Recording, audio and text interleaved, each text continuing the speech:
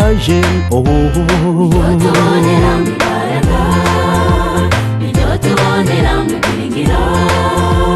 Abarushe mwese muze tuvuge iryo zina, abaremerewe muze tuvuge iryo zina.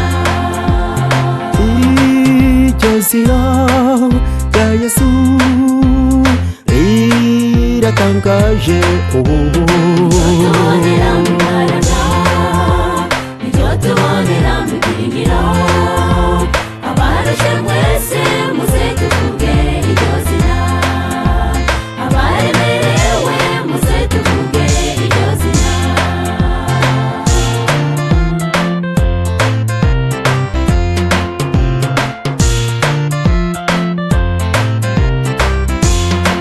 Intumwa za Yesu zazize guhamya iryo zina, zirashinyagurirwa zipfa urupfu rubi. Ibyiringiro dufite n'ubwo bw'umunsi n'umunsi uko abapfiriye muri Yesu bazishima. Intumwa za Yesu zazize guhamya iryo zina, zirashinyagurirwa zipfa urupfu rubi. Ibyiringiro dufite n'ubwo bw'umunsi n'umunsi uko abapfiriye muri Yesu bazishima.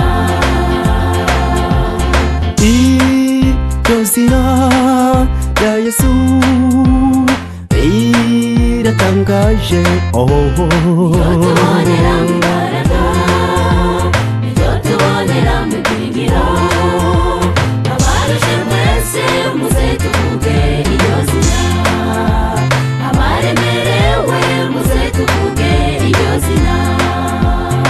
iryo zina rya Yesu riratangaje tubonera mu imbaraga, niryo tubonera mu byiringiro.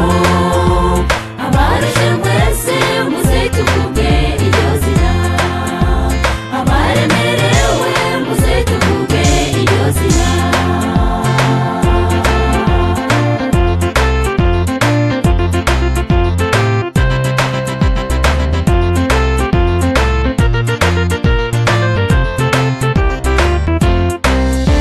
Abakomeza iryo zina ndetse n'isabato, igihe kiri bugufi tugahigwa bikomeye.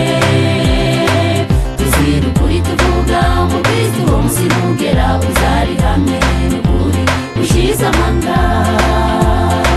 Twebwe abakomeza iryo zina ndetse n'isabato, igihe kiri bugufi tugahigwa bikomeye.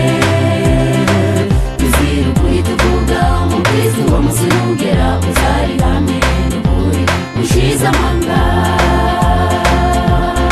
iryo zina rya Yesu riratangaje tubonera mu imbaraga, niryo tubonera mu byiringiro. Abarushe mwese muze tuvuge iryo zina, abaremerewe muze tuvuge iryo zina. iryo zina rya Yesu riratangaje tubonera mu imbaraga, niryo tubonera mu byiringiro.